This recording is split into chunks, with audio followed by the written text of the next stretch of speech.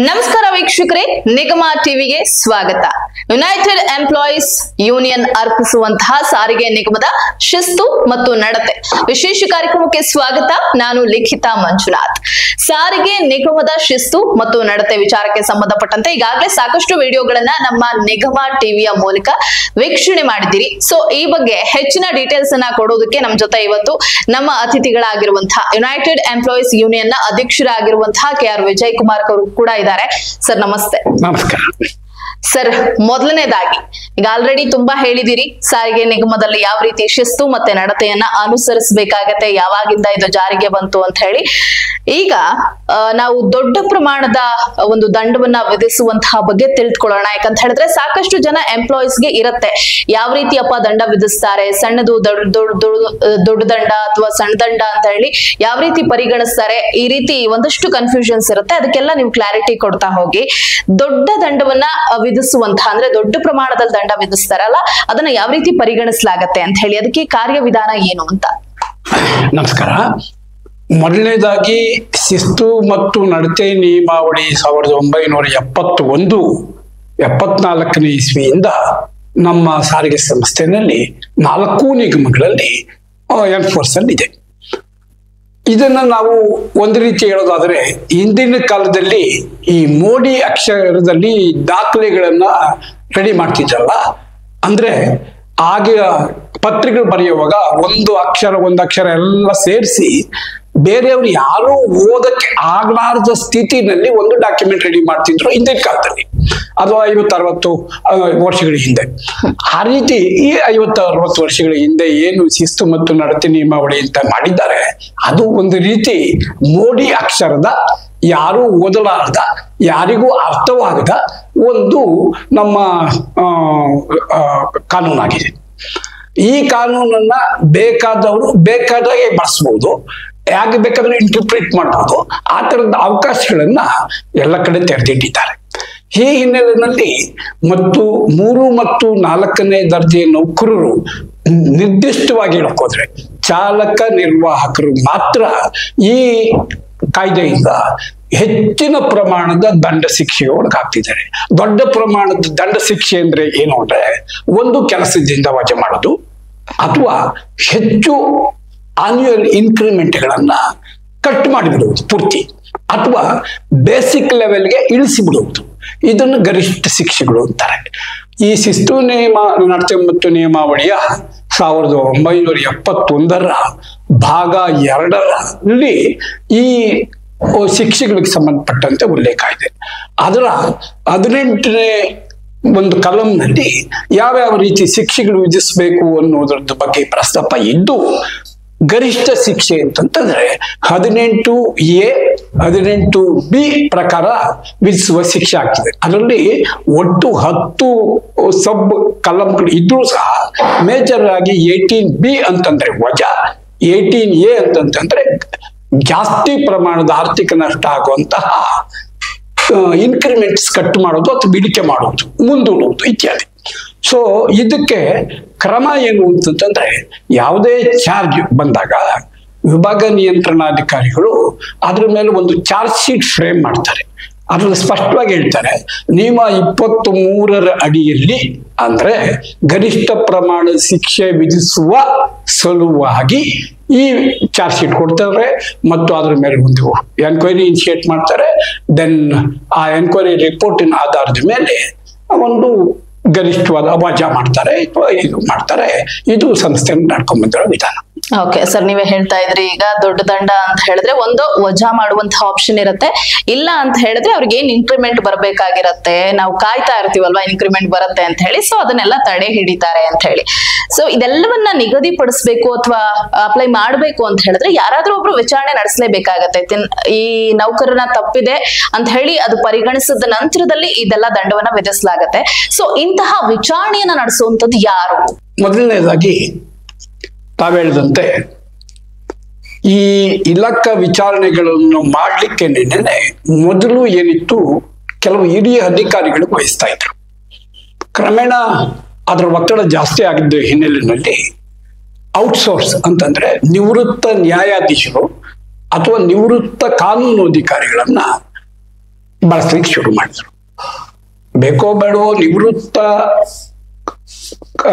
ಏನು ಕಾನೂನು ಅಧಿಕಾರಿಗಳು ಸಹ ಅಂದ್ರೆ ನ್ಯಾಯಾಂಗ ಅಧಿಕಾರಿಗಳು ಲಭ್ಯವಿಲ್ಲದೆ ಸರ್ಕಾರದ ವಿವಿಧ ಇಲಾಖೆಗಳಲ್ಲಿ ಅವರದ್ದು ಈಗ ಸರ್ವಿಸ್ ಹೆಚ್ಚಿಗೆ ಕೇಳ್ತಾ ಇರೋ ಹಿನ್ನೆಲೆಯಲ್ಲಿ ಈಗ ಹೆಚ್ಚು ನಿವೃತ್ತ ನ್ಯಾಯಾಂಗ ಅಧಿಕಾರಿಗಳಂತ ಜಡ್ಜಸ್ ಇಲ್ಲ. ಮೋಸ್ಟ್ ಆಫ್ ಇರುವವರೆಲ್ಲರೂ ನಿವೃತ್ತ ಕಾನೂನು ಅಧಿಕಾರಿಗಳು. ನಮ್ಮ ಸಂಸ್ಥೆನಲ್ಲೇ ಕಾನೂನು ಅಧಿಕಾರಿಗಳಾಗಿದ್ದವ್ರನ್ನ ಈಗ ವಿಚಾರಣಾ ಪ್ರಾಧಿಕಾರಿಯಾಗಿ ಪ್ರತಿಯೊಂದು ಈಚ್ ಅಂಡ್ ಎವರಿ ಇಶ್ಯೂನಲ್ಲಿ ನೇಮಕ ಮಾಡ್ತಾರೆ. ಅವ್ರಿಗೊಂದು 6 ತಿಂಗಳು ಟೈಮಿಂಗ್ ಕೊಡ್ತಾರೆ. 6 ತಿಂಗಳ ಒಳಗಾಗಿ ಅವರು ಅಧಿಕೃತವಾಗಿ ವಿಚಾರಣೆ ನಡೆಸಿ ವಿಚಾರಣೆಯ ಒಂದು ಫೈಂಡಿಂಗ್ಸ್ ನ ಸಬ್ಮಿಟ್ ಮಾಡುವ ವಿಧಾನ ಇದೆ. ಓಕೆ ಸರ್, ಈಗ ಯಾವುದೋ ಒಂದು ನೌಕರನ ಮೇಲೆ ಒಂದಷ್ಟು ಆರೋಪಗಳು ಬರುತ್ತೆ. ದುರ್ನಡತೆ ಆಗಿರ್ಬೋದು, ಮತ್ತೊಂದಾಗಿರ್ಬೋದು, ಏನೋ ಆಗಿದೆ, ಆತನಿಂದ ಏನೋ ಒಂದು ತಪ್ಪಾಗಿದೆ ಅಂತ ಹೇಳಿ. ಅಂತಹ ಸಂದರ್ಭದಲ್ಲಿ ಆ ನೌಕರ ಸ್ವತಃ ಹೇಳ್ತಾನೆ, ಹೌದು ನನ್ನಿಂದ ಒಂದು ತಪ್ಪಾಗಿದೆ, ಇಂಥದೊಂದು ತಪ್ಪು ಅಚಾತುರ್ಯದಿಂದ ಆಗೋಯ್ತು, ಆಕಸ್ಮಿಕವಾಗಿ ಆಗೋಯ್ತು ಅಂತ ಹೇಳಿ ತನ್ನ ತಪ್ಪನ್ನ ಒಪ್ಕೊಳ್ಳುವ ಪ್ರಯತ್ನವನ್ನ ಮಾಡ್ತಾನೆ. ಅಂತಹ ಸಂದರ್ಭದಲ್ಲಿ ಆತನಿಗೆ ಆಗಬೇಕಾಗಿರುವಂತಹ ಶಿಕ್ಷೆ ಕಡಿಮೆ ಆಗುತ್ತಾ, ಅಥವಾ ಆಸ್ ಯೂಶುವಲ್ ನೀವೇನು ವಿಚಾರಣಾ ಪ್ರಾಧಿಕಾರ ಅಥವಾ ವಿಚಾರಣಾ ಅಧಿಕಾರಿ ಇರ್ತಾರೆ ಅವರು ಕೊಟ್ಟಂತಹ ದಂಡವನ್ನ ತೆರಬೇಕಾಗತ್ತಾ, ಹೇಗೆ ಅಂತ? ಮೇಡಮ್, ಇದರಲ್ಲಿ ನಮ್ಮದು ಸಂಸ್ಥೆನಲ್ಲಿ ಒಂದು ವಿಚಿತ್ರದ್ದು ಆದ ನಡವಳಿಕೆ ಇದೆ. ಮೋಸ್ಟ್ ಆಫ್ ಈ ತರದ್ದು ಚಾರ್ಜು, ಅದರ ಆರೋಪ ಮತ್ತು ಅದರ ಬಗ್ಗೆ ವಿಚಾರಣೆ, ಶಿಕ್ಷೆ ಇತ್ಯಾದಿಗಳು ನಡೆಯುವುದು 100ಕ್ಕೆ 99 ಭಾಗ ಚಾಲಕರು ಮತ್ತು ನಿರ್ವಾಹಕರ ವಿರುದ್ಧ ಮಾತ್ರ. ಚಾಲಕರು ಮತ್ತು ನಿರ್ವಾಹಕರು ಏನು ಉತ್ತರ ಕೊಡ್ತಾರೆ ಅಂತಂತಂದ್ರೆ ಆರೋಪಗಳನ್ನ 100ಕ್ಕೆ 80 ಭಾಗ ನಿರಾಕರಿಸೋದೇ ಇಲ್ಲ. ಪರೋಕ್ಷವಾಗಿ ಅವರು ಏನೇನೋ ಕಾರಣಗಳು ಕೊಟ್ಟು ಆಗಿದೆ ಅನ್ನೋ ರೀತಿಯಲ್ಲಿ ವಿವರಣೆ ಕೊಡ್ತಾರೆ. ಆ ಸಂದರ್ಭವನ್ನ ಬೇಕೋ ಬೇಡವೋ ಈ ನಮ್ಮ ಅಧಿಕಾರಿಗಳು ಅಂದ್ರೆ ಚಾರ್ಜ್ ಫ್ರೇಮ್ ಮಾಡುವಂತ ಅಧಿಕಾರಿಗಳು ತಾವೇ ಯಾಗೂ ಒಪ್ಪಿದ್ದಾರೆ ಅನ್ನೋ ಹಿನ್ನೆಲೆಯಲ್ಲಿ ಅದನ್ನೇ ಇನ್ನೂ ಬಲವಾಗಿ ಚಾರ್ಜ್ ಅನ್ನ ಫ್ರೇಮ್ ಮಾಡ್ತಾರೆ. ಎಕ್ಸೆಪ್ಷನ್ ಕೊಡೋ ಬದಲಾಗಿ ಅದನ್ನು ಸೀರಿಯಸ್ ಮಾಡ್ತಾರೆ. ಸೊ ಈ ಕಾರಣಕ್ಕಾಗಿ ಮೊದಲು ವಿವರಣೆ ಕೊಡುವಾಗ್ಲೇನೆ ಪರೋಕ್ಷವಾಗಿ ಇವರು ಇಂತಿಂತ ಕಾರಣಕ್ಕಾಗಿ ಹಿಂಗಾಗ್ಬಿಡ್ತು, ನಂದೇನು ಇದಿಲ್ಲ ಹಾಗೆ ಅಂತ ಹೇಳಿದ್ರು ಸಹ ಅದನ್ನು ಚಾರ್ಜ್ ಶೀಟ್ ಮಾಡಿ ಮುಂದೆ ಆ ಎನ್ಕ್ವೈರಿನಲ್ಲಾಗ್ಲಿ ಯಾವುದೇ ಸಂದರ್ಭದಲ್ಲಿ ಅದನ್ನು ಬೇರೆ ಮಾತು ಹೇಳಕ್ಕಾಗಲ್ಲ. ಯಾಕೆಂತಂದ್ರೆ ಫಸ್ಟ್ ಇನ್ಫಾರ್ಮೇಶನ್ ಚಾರ್ಜ್ ಶೀಟ್ ಬಂದ ತಕ್ಷಣ ಅದು ಕೊಡೋ ಉತ್ತರದಲ್ಲೇ ಕಡೆಯವರೆಗೂ ಇರೋದು. ಇದು ಮೊದಲೇ ಇದರಲ್ಲಿ ಹೌದು ಬಸ್ನಲ್ಲಿ 50-60 ಸೀಟ್ ಇತ್ತು, ಅದರಲ್ಲಿ 4 ಜನ ಮುಂದೆ ಕೂತಿದ್ರು, 4 ಜನ ಹಿಂದೆ ಕೂತಿದ್ರು. ಆ 4 ಜನ ಟಿಕೆಟ್ ತಾವು ತಗೊಳ್ದೆ ಹಿಂದಿನವ್ರು ತಗೊಳ್ತಾರೆ ಅಂತಂದ್ರು. ಆಮೇಲೆ ಹಿಂದೆ ಹೋದ್ರೆ ಮುಂದವ್ರು ತಗೊಳ್ತಾರೆ ಅಂದ್ರು. ಆ ಕಾರಣಕ್ಕೆ ನಾನು ಕೊಡ್ಲಿ ಈಗ ಉತ್ತರ ಬರೆದ್ರೆ ಯಾವುದೇ ಕಾರಣಕ್ಕೂ ಅದು ಡಿಫೆಂಡ್ ಮಾಡೋಕ್ಕಾಗಲ್ಲ. ಈ ಒಂದು ಅವಕಾಶವನ್ನ ಬೇಕೋ ಬೇಡವೋ ದೊಡ್ಡ ಪ್ರಮಾಣದಲ್ಲಿ ಮ್ಯಾನೇಜ್ಮೆಂಟು ಚಾಲಕ ನಿರ್ವಾಹಕರನ್ನ ನಿರ್ದಿಷ್ಟವಾಗಿ ಶೋಷಣೆ ಮಾಡೋದಕ್ಕೆ ಬಳಸ್ತಾ ಇದೆ ಅಂತ ಈ ಸಂದರ್ಭದಲ್ಲಿ ನಾನು ಹೇಳಕ್ ಬಯಸ್ತೇನೆ. ಓಕೆ ಸರ್, ಈಗ ವಿಚಾರಣೆಯನ್ನ ಒಬ್ಬ ಅಧಿಕಾರಿನೋ ಅಥವಾ ಪ್ರಾಧಿಕಾರನೋ ಯಾವುದೋ ಒಂದು ಮಾಡ್ಲೇಬೇಕಾಗತ್ತೆ. ಯಾಕಂತ ಹೇಳಿದ್ರೆ ಒಂದು ತಪ್ಪಿದೆ ಅಂತ ಹೇಳಿ ಯಾರೋ ಒಬ್ಬ ನೌಕರನ ಮೇಲೆ ಆರೋಪ ಬಂದಂತಹ ಸಂದರ್ಭದಲ್ಲಿ ಅದಕ್ಕೆ ಒಂದು ಕ್ಲಾರಿಟಿ ತಗೊಳ್ಬೇಕು. ಸೊ ಈಗ ಈ ವಿಚಾರಣಾ ಪ್ರಾಧಿಕಾರವನ್ನ ನೇಮಿಸುವಂತದ್ದು ಯಾರು, ಹೇಗೆ ಜಾರಿಗೆ ಬರುತ್ತೆ ಅಂತ? ಶಿಸ್ತು ಪ್ರಾಧಿಕಾರಿ ಅಂತ ಯಾರು ಇರ್ತಾರೆ ಸಂಸ್ಥೆನಲ್ಲಿ ಅದು divisional controller. Most of drivers conductors ಮೇಲೆ ಹೆಚ್ಚು ಚಾರ್ಜ್ ಬರೋದು. ಹಾಗಾಗಿ ಅವರು ಡಿಸಿಪ್ಲಿನರಿ ಅಥಾರಿಟಿ. ಈವನ್ FD ಸಹ ಡಿಸಿಪ್ಲಿನರಿ ಅಥಾರಿಟಿ ಆಗಿರ್ತಾರೆ. ಆ ಗಾತ್ರದ ಬೇರೆಯವರ ಮೇಲೆ ಬಂದ ಆರೋಪದ ಸಂದರ್ಭದಲ್ಲಿ ಮೋಸ್ಟ್ ಆಫ್ ಇಲ್ಲಿ 99 ಭಾಗ ಚಾಲಕ ನಿರ್ವಾಹಕರ ಮೇಲೆ ಕೇಸುಗಳಿರುವ ಹಿನ್ನೆಲೆಯಲ್ಲಿ ಅವರಿಗೆ ಡಿಸಿಪ್ಲಿನರಿ ಅಥಾರಿಟಿ ಡಿವಿಷನಲ್ ಕಂಟ್ರೋಲರ್ಸ್ ಅಂತ ಸುಮಾರು 4 ನಿಗಮಗಳಿಂದ ಸಾರಿಗೆ ಸಂಸ್ಥೆಯಲ್ಲಿ ಈಗ ಸುಮಾರು ಒಂದು 38ರಿಂದ 40 ಜನ ಶಿಸ್ತು ಪ್ರಾಧಿಕಾರಿಗಳು ಅಂದ್ರೆ ಡಿವಿಷನಲ್ ಕಂಟ್ರೋಲರ್ಸ್ ಇದ್ದಾರೆ. ಅವರು ತಮ್ಮ ವ್ಯಾಪ್ತಿ ಅಂದ್ರೆ ಒಂದು ಪ್ಯಾನಲ್ ನಲ್ಲಿರುವ ನಿವೃತ್ತ ಅಧಿಕಾರಿಗಳನ್ನ ಇಂತಹ ಪ್ರಕರಣದಲ್ಲಿ ನೀವು ವಿಚಾರಣೆ ಮಾಡಿ ಇದರದ್ದು ವರದಿಯನ್ನ 6 ತಿಂಗಳ ಕೊಡ್ಬೇಕು ಅಂತ ಹೇಳ್ತಾರೆ. ಅದರಲ್ಲೂ ತಮಗೆ ಬೇಕಾದವರು ತಮ್ಗೆ ಬೇಡದಿದ್ದವರು ಅನ್ನೋದು ಎಲ್ಲ ಇದೆ ಇರ್ಲಿ.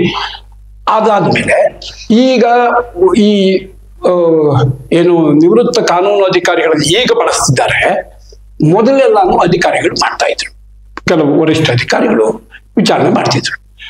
ಆ ವಿಚಾರಣೆ ನಾಟ್ ಫೇರ್ ಅಂಡ್ ಪ್ರಾಪರ್ ಅಂತ ಹೇಳಿ ಈ ಎಂಪ್ಲಾಯಿ ಕಂಟೆಸ್ಟ್ ಮಾಡಿ ಕೋರ್ಟ್ಗೆ ಹೋದಾಗ ವಿಚಾರಣೆಯನ್ನು ಸರಿಯಾಗಿ ಮಾಡಿದ್ದೀವಿ ಅಂತ ಹೇಳಿ, ಅಂದ್ರೆ ಅದು ಫಸ್ಟ್ ಇಶ್ಯೂ ಆಗೋದು ಇದರಲ್ಲಿ ಕೋರ್ಟ್ನಲ್ಲಿ. First issue is it fair or not ಅನ್ನೋ ಕ್ವಶನ್ ಬಂದಾಗ ಕ್ರಮಬದ್ಧವಾಗಿ ವಿಚಾರಣೆ ಮಾಡಿದ್ದೀರಾ ಅಂತ ಕೇಳಿದ ಸಂದರ್ಭದಲ್ಲಿ ಆ ಅಧಿಕಾರಿಗಳಿಗೆ ಆ ನಾಲೆಡ್ಜ್ ಇರ್ತಿರ್ಲಿಲ್ಲ. ಹಂಗಾಗಿ ಮೊದಲು ಸುಮಾರು 16 ವರ್ಷಗಳ ಕಾಲ ಅಧಿಕಾರಿಗಳು ಮಾಡಿದ ಎಲ್ಲ ಎನ್ಕ್ವೈರಿಗಳು ಲೇಬರ್ ಕೋರ್ಟ್ ಅಲ್ಲಿ ಬಿದ್ದೋಗ್ತಿತ್ತು. ಆ ಕಾರಣಕ್ಕೆ ಆ ನಂತರ ಸುಮಾರು ನನ್ನ ಅಂದಾಜು 91-92ರಲ್ಲಿ ನಮ್ಮ ಬೋರ್ಡ್ ಆಫ್ ಮ್ಯಾನೇಜ್ಮೆಂಟ್ ಒಂದು ತೀರ್ಮಾನ ತಗೊಂಡು ಈ ಇಲಾಖಾ ವಿಚಾರಣೆಗಳನ್ನ ನಿರ್ದಿಷ್ಟವಾಗಿ ನ್ಯಾಯಾಂಗ ಅಧಿಕಾರಿಗಳು ಅಂದ್ರೆ ನಿವೃತ್ತ ಜಡ್ಜಿಗಳು ಅಂತಾವು ಅಥವಾ ಕಾನೂನು ಅಧಿಕಾರಿಗಳು ಅಂತಂದ್ರೆ ನಮ್ಮಲ್ಲಿ ಮುಖ್ಯ ಕಾನೂನು ಅಧಿಕಾರಿಗಳು ಅಂತ 2-3 ಪೋಸ್ಟ್ ಇದೆ, ಅವರು ಯಾರಾದ್ರೂ ಮಾಡ್ಬೇಕು ಅನ್ನೋ ಒಂದು ತೀರ್ಮಾನ ತಕೊಂಡ್ರು. ಆ ತೀರ್ಮಾನ ತಕೊಂಡ ಮೇಲೆ ನಿವೃತ್ತ ಜಡ್ಜಿಗಳು ಬಾಕ್ಸ್ ಅಲ್ಲಿ ಲೇಬರ್ ಕೋರ್ಟ್ ಅಲ್ಲಿ ಹೋಗಿ ನಿಂತು ತಾವು ಕ್ರಮಬದ್ಧವಾಗಿ ಎನ್ಕ್ವೈರಿ ಮಾಡಿದ್ದೀವಿ ಅನ್ನೋದನ್ನು ಡಿಫೆಂಡ್ ಮಾಡ್ಕೊಳ್ಳೋಕೆ ಅನೇಕ ಸಾಧ್ಯ ಆಗಲಿಲ್ಲ. ಮತ್ತು ಅವರು ಬೇರೆ ಬೇರೆ ಚಾರ್ಜ್ ಮಾಡಿದ್ವಿ ನಾವು ಸಹ. ಆ ಹಿನ್ನೆಲೆಯಲ್ಲಿ ಎಲ್ಲ ನ್ಯಾಯಾಂಗ ಅಧಿಕಾರಿಗಳನ್ನ ಅವರ ಡಿಮ್ಯಾಂಡು ಜಾಸ್ತಿ ಬಂತು ಅನ್ನೋ ಕಾರಣಕ್ಕೆ ಹೊರಗಿಟ್ಟು ಈಗ ನಿವೃತ್ತ ಕಾನೂನು ಅಧಿಕಾರಿಗಳು ಬಳಸ್ತಿದ್ದಾರೆ. ಸೊ ಈ ನಿವೃತ್ತ ಕಾನೂನು ಅಧಿಕಾರಿಗಳು ವಿಚಾರಣೆನೂ ಮಾಡ್ತಾರೆ, ಆಮೇಲೆ ಬೇರೊಂದು ಕೋರ್ಟ್ನಲ್ಲಿ ಅದನ್ನು ಡಿಫೆಂಡು ಮಾಡ್ತಾರೆ. ಈ ಎಲ್ಲ ಕಾರಣಕ್ಕೆ ಈಗ ನಡ್ಕೊಂಡು ಹೋಗ್ತಿದೆ. ಅದ್ರ ಬಗ್ಗೆನೂ ನಮ್ಮದು ಬೇರೆ ಆಕ್ಷೇಪಣೆ ಇದೆ, ಅದು ಮುಂದೆ ನೋಡೋಣ.